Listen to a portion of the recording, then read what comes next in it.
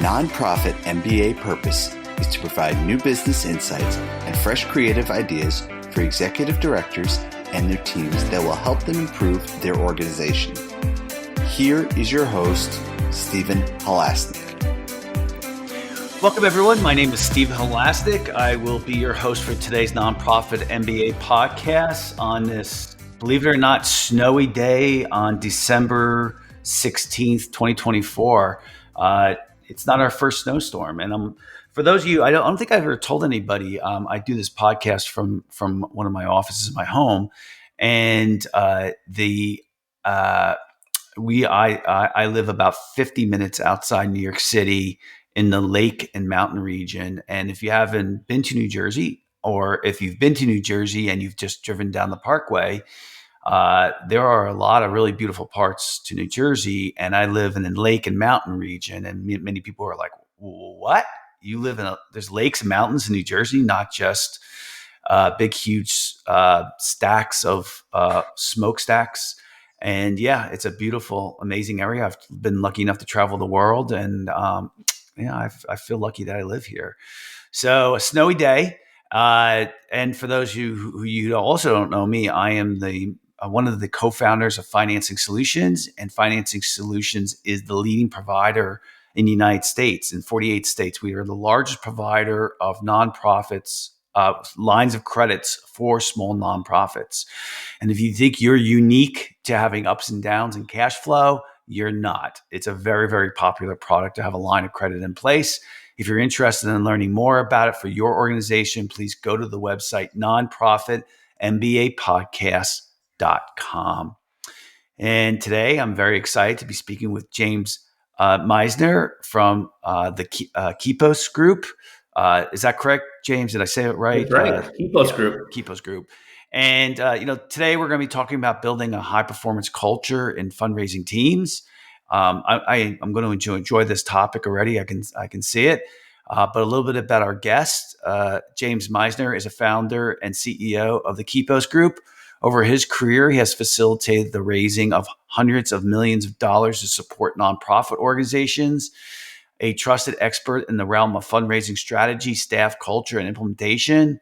The Kipos Group really brings a sharp focus on small and medium-sized organizations engaged in direct service or in raising funds for their cause. James, welcome to today's Nonprofit MBA podcast. Thanks so much, Stephen. I think I'm a bit jealous of where you are, though. I grew up, I went to high school in Mercer County, New Jersey. Yep, I lived there. Yep. My mom would buy me a season pass to Mountain Creek Ski Resort every year. Yep. And I wish I was up there and could go skiing right when we were done the show. Yeah. Well, that's only about 20 minutes from my house, so I know it well.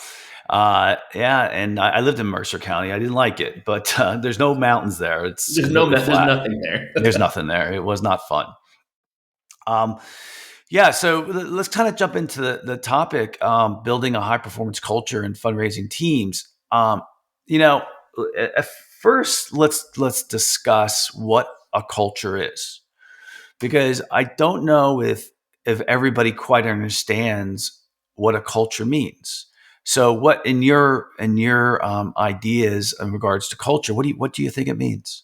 Yeah, culture is the underlying values, assumptions, practices that makes up a group of people.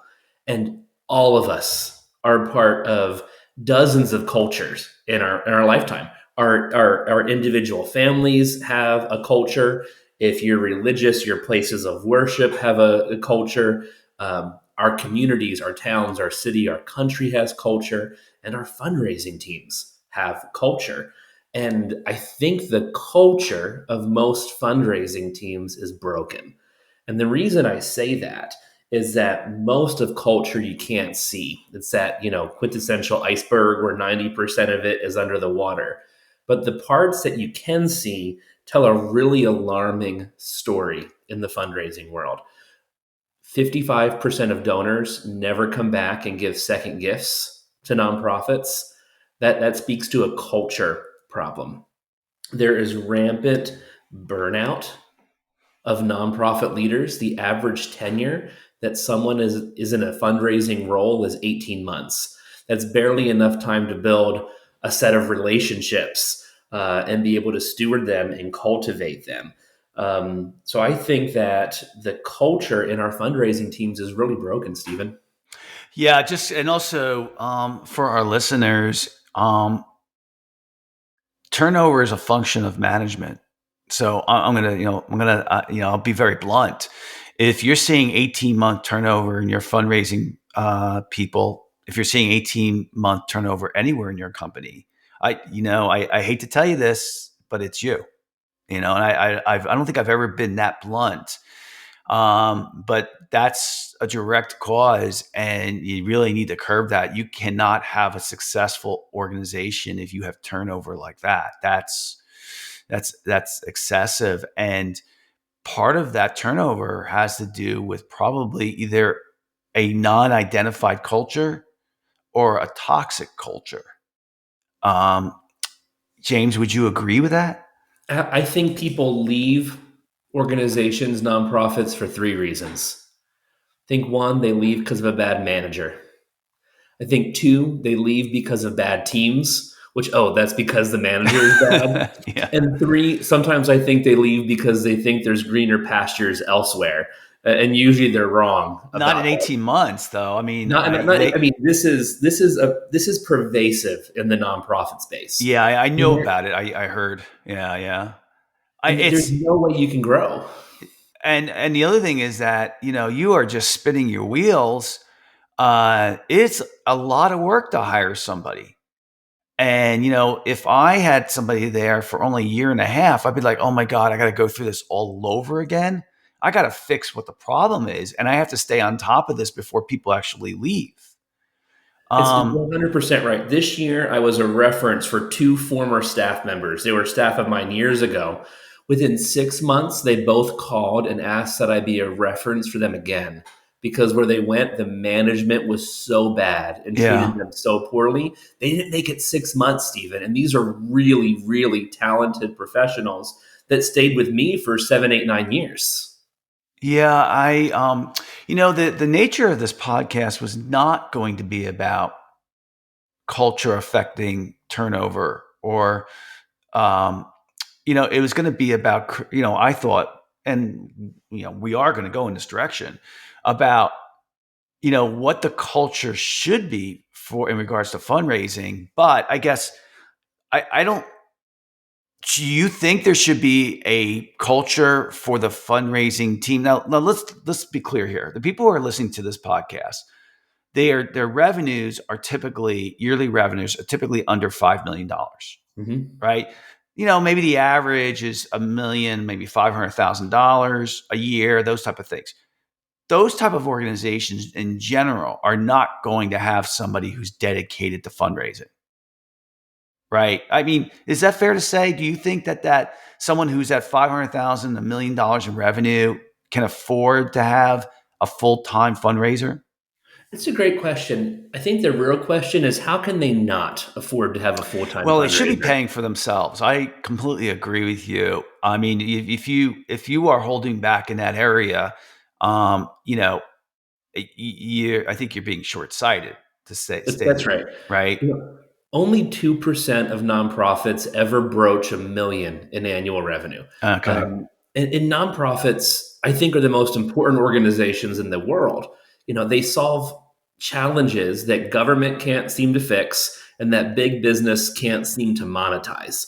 So if you believe in your mission, and you don't want to get stuck at annual revenues of 300, 400, 500 grand a year, we need to figure out a way, whether that's a line of credit or a donor coming in and paying for it for 2 or 3 years, to build a fundraising culture, a team inside your organization so you can grow, so you can serve more people, advocate for the things that you care about. I think we're both on a quest, Stephen, to change some of those statistics, because these organizations, in some parts of the world or even in the US, hold entire communities together. So I think it's less of a can you afford it and how can you figure out how to afford to hire a fundraiser or a fundraising team to grow your organization. Because if you want to live at 500 grand forever, keep doing the same thing over and over again. But if you want to grow, you have to do something different. What percentage of the nonprofits that you work with are culturally driven? Yeah, I know this is an estimate. Culturally driven to serve the cause versus culturally driven to raise money to serve the cause. Do you see the differentiator there? Mm-hmm. If I had to, finger in the wind guess on this, I would say 90% Or are service oriented? are driven to serve the cause, Yeah, and 10% want to raise right. money so that they can serve the cause. That was my guess too. And I think what I've seen with successful organizations is the ones that are reversed. They are culturally driven internally to raise money.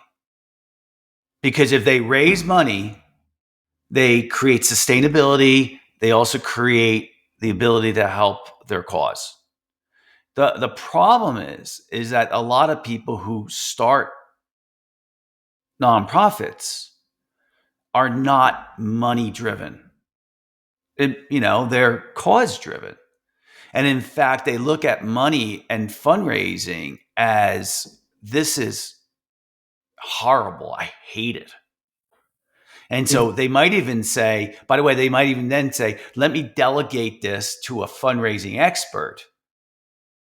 And by the way, when you do something like that, you can't build a culture in your organization.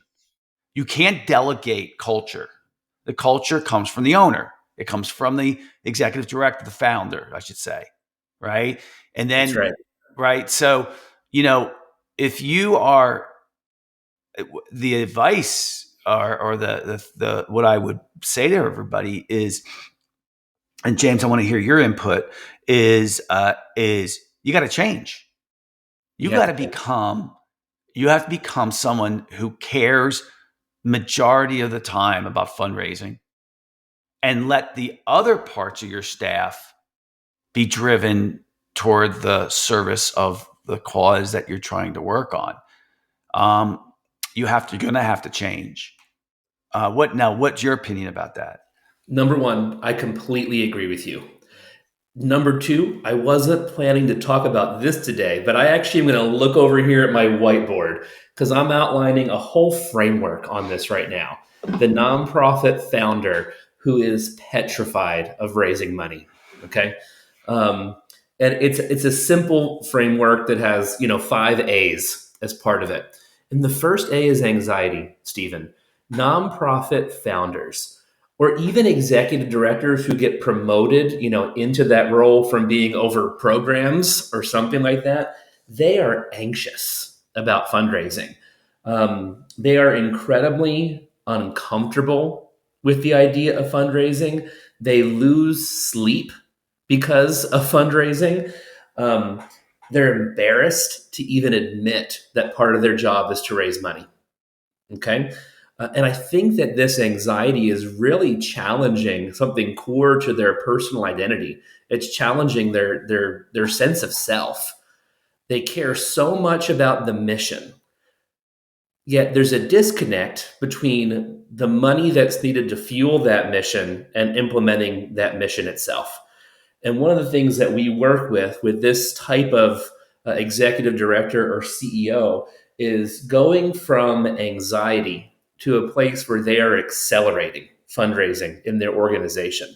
But there's not a direct line. You can't just flip a switch and go from being anxious to being, a fundraising leader who's, doing grand slams and slam dunks, every time you're out there.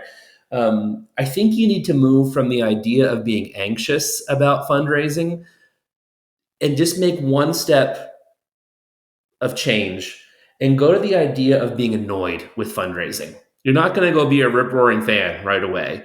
But how do we go from you're anxious and you're losing sleep to you're annoyed? You go from extreme discomfort about it to just, this is inconvenient, for me right now. You go from oh my goodness, my sense of self is being challenged, to oh, I wish I didn't have to do this. Just one shift to get 5% better. So you go from anxiety to annoyance. And then from annoyance, I think you need to go to acceptance. Uh, this is going to happen. It's going to need to happen. So I better get on with it. I need to stop making excuses for why I can't do this. And I need to make a plan. I need to envision what it will look like to sit across a coffee table from somebody and have a conversation about not just money. Money is the secondary conversation, but about their passions and the problems they want to solve in the world. And then you can move from acceptance to action, where you're actually executing against becoming a fundraiser, where you're building a team, you're making a plan, you're learning. And as you take more action, um, it's going to be imperfect action, by the way, especially if you started out being anxious about this.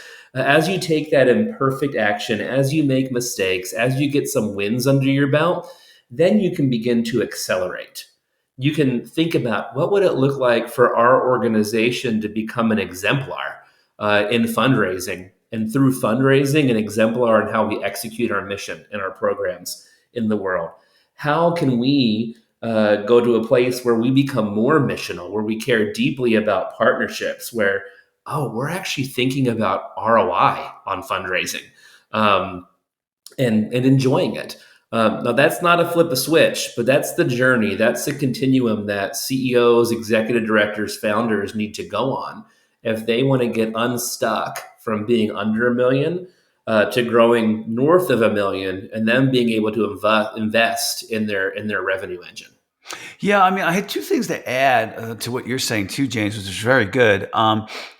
So I've built a number of companies, and companies and nonprofits are the same. Don't kid yourself to think that they're any different. The I've had companies where, I should say, I had a company or two when I first started where I I didn't really quite understand the culture, the idea of culture, and so if you don't, so what happened with those two companies is over time the culture developed, and then I've had other companies, and all the companies I've built have been successful, but then I've had other companies I built later on, which I did not leave the question of what our culture is going to be till later. I Before I hired my first person, I said, this is what the culture of our company is going to be. And so if the reason why I'm saying that is you can define the culture now. You can just, put some thought into it, and you can say is, well, either, one thing that you might want to do is say, this is what the culture of our company is. And so just so you know, the culture of a company is it almost always comes from it comes from the personality of the founder. And so you can look at, so like, some companies and nonprofits are extremely customer service oriented. Other ones are extremely driven financially. Other ones are driven, and you don't just have one culture, you have multiples. Other ones are ones that really are compassionate toward their employees. Other ones are like, I don't really care about employees. They're a dime a dozen. So it all stems from your personality. So you can look at your companies now, and you can even ask people who work for you and say, when you think about what our company's like, what do you think of? And maybe you have to prompt them a little more. James, can you think of a good question that our listeners can ask their people, or look inside themselves and say, what is our culture now? That's a great question.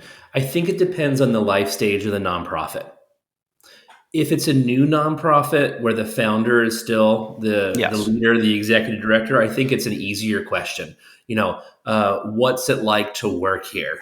And you're going to get, five, six, seven things that you can quickly kind of, draw some lines between to figure out what the culture is. I worked at an organization that was 80 years old. We had the hardest time, Stephen, identifying what the current realities of our culture was because it hadn't been attended to in 8 decades Yeah. in the way that we would think of it now. And a lot of nonprofits, more actually than not, fall into that camp of legacy, organizations. And it's very hard to identify what that culture is. In the fundraising team that I led at that organization, it took me fully 5 or 6 years to be able to understand the culture, and then another 5 or 6 years to turn it around into a culture that doubled twice in terms of its revenue. It was very hard to do. The questions I would ask people are, what's it like to be you today? What implied messages am I sending you as the leader through my behavior and actions? That was surprising to get the results back, Yeah. on that. Some surprises in good ways and some in bad ways, if we're honest. And then when people stay, because I measured our retention rate because I didn't want to be in the 18-month, camp. Why do you stay here instead of going somewhere else? Yeah. Just so on that note, just so that everybody knows, I think, God, it's been a long time since I looked at it. If your turnover in your organization is it 6% or 10%? Let's say 10%. If your turnover in your organization is 10% every year, over 10% every year, then something's wrong. Something's very So, wrong. yeah. So that's like a benchmark that you should use. Go ahead. Finish what you were saying, James. The final question, I think, and this is to the question you asked me, what one question is, what thing, if we changed it today, would make you leave the organization? And then I think you can Wow. pinpoint I like from that that. question. Yeah, from Yeah. that, I bet you 80% of the people say the exact same thing. If we changed this today, I would be out. Yeah. That's the most important thing about your culture right there. Yeah. Yeah. And I wonder if I had asked that question, that's a good question. If I'd say and you can't, no, I guess you can't say it. I'd say you can't say me, but that would be too leading. I think that's too Like, leading. I think, yeah. if it's a startup, I think that, changes, but just say you can't talk about staff. This is just an element, a practice, part of our culture. If Yeah. we changed one thing, what one thing would make you leave right now? Yeah. I like it. So, the first thing is I said, let's identify the natural personality culture of our organization. Let me circle back to one other thing, because culture, like I have two kids, and I have a 24-year-old and I have a 16-year-old, and I tend to, they're both boys, regardless if they're boys or girls, but I tend to get my kids involved and thinking about business early. Hmm. So I was trying to, my 24-year-old, when he was 16, I was talking to him about personality of a company, culture of a company. And it's very hard to really kind of define what that is. I mean, people will say, well, what, a company has a culture? What do you mean by that? Especially to a 16, 17-year-old. But the reason why I think that exercise you just did is really, really important. But think about this, like the personality or the culture of my family, my personal family. My wife unfortunately passed away 3 years ago, unexpectedly. But when I had to look at, okay, what is the culture of our family? Because I had to make sure I was reinforcing that and continuing it.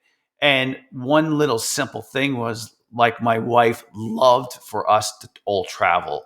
She just loved that. So that was a culture, that was a personality that I needed to continue to do, because that brought us together. It helped us understand cultures. It helps us get excited to something. Mhm. And now, since my wife is gone, it allows us to bond. Because now my son's older, he's out of the house, and one of my other son's still here, and allows us to come together. So I'm actually accelerating how much time we travel, because it bonds us much more. So there's an idea of what culture is. The reason why I said maybe first you need to identify what your culture is, because maybe it fits well into what you want. Mhm. But my guess, if you're listening to this podcast, um, your organization is not fundraising driven. And I think the That's thing right. that James, you and I are saying is you got to change to become your culture, your core competency.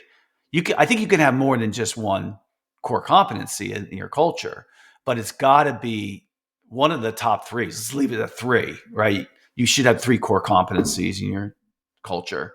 One of them needs to be working toward the idea that we were really good at fundraising. That's right. 2 years ago, we got called in to serve a client, over 100 years old. We're back to the legacy, nonprofit thing. Over 100 years old. And the first step that we do is we ask for data on fundraising. And we intentionally don't tell people what data to give us. We want to see what they're measuring already, because you measure what matters to you, right, Stephen? Mm-hmm. Um, we asked them, hey, give us your fundraising data. What does the CEO look at yearly, monthly, quarterly, weekly? Just give it to us. They gave us one data point back, and it was dollars in the door. Okay.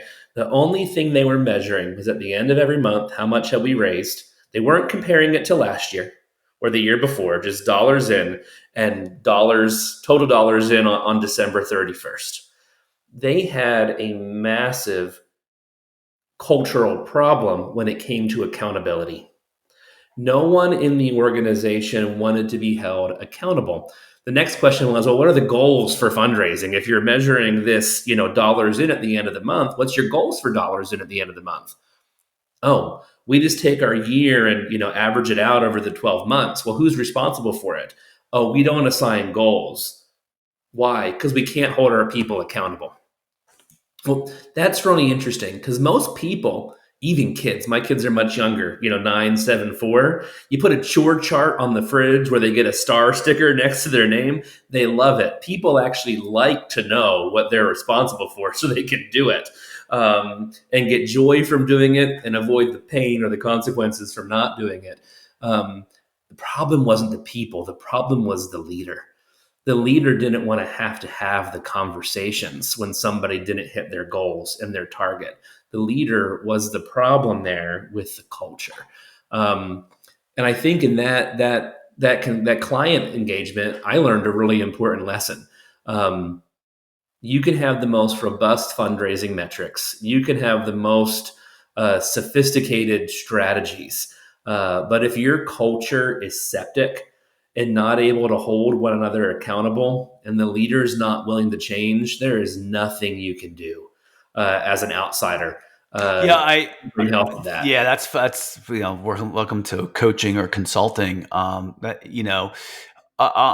note, though, I also don't want our listeners thinking it's not that difficult to make the changes so that your organization is better run.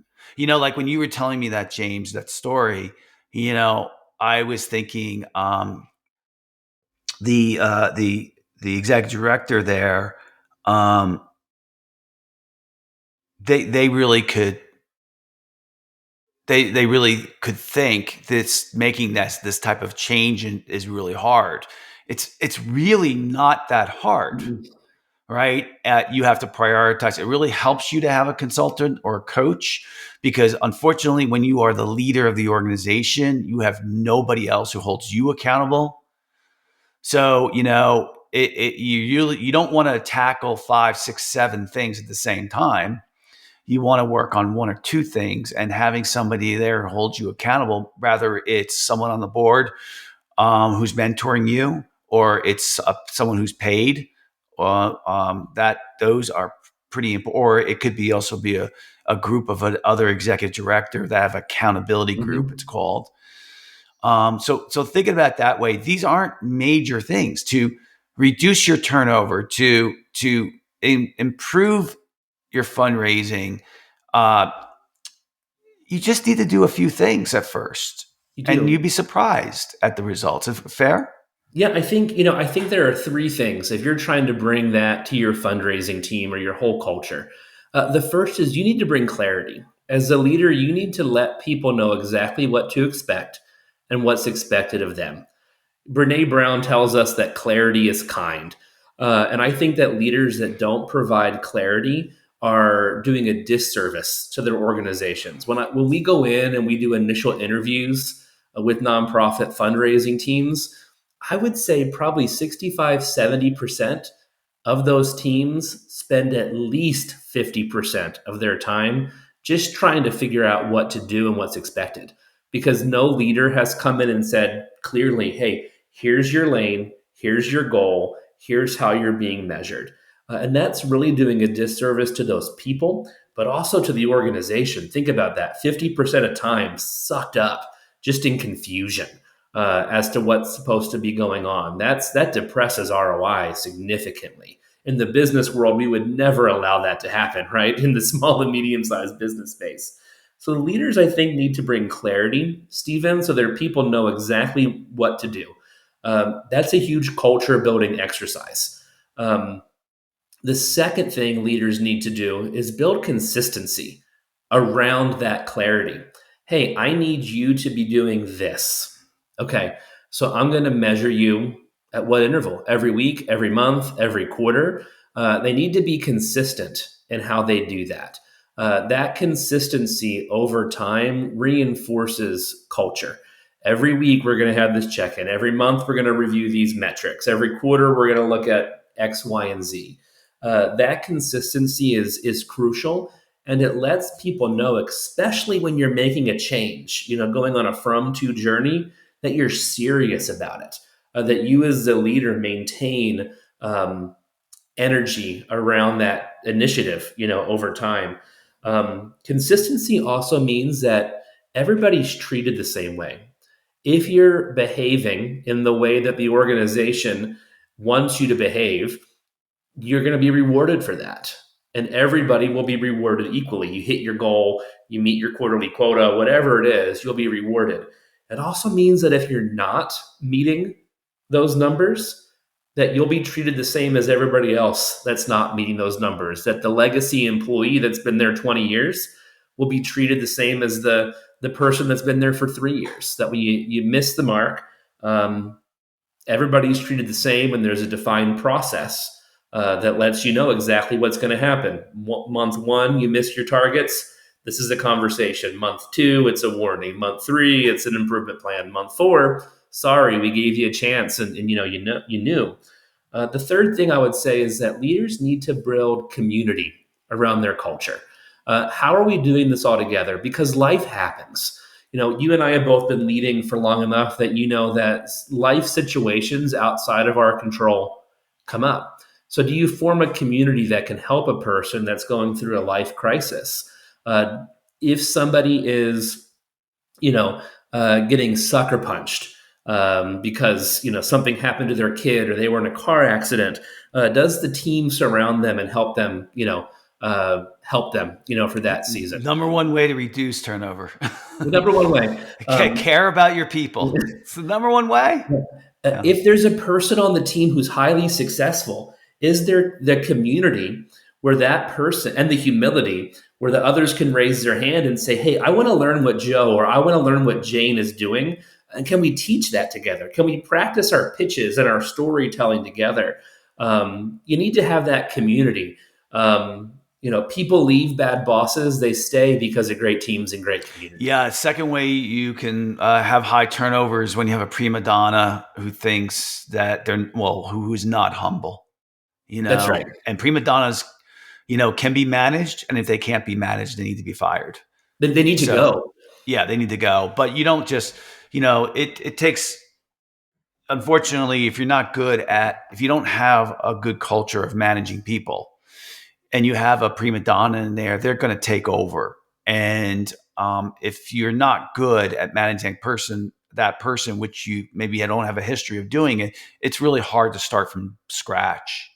I think more than likely it's better just to get rid of them and say, okay, we're going to do a clean slate and we're going to get better from very first. I did that. I know that I had that issue where I had prima donnas who worked for me and I didn't say anything because it was uncomfortable and they were producing.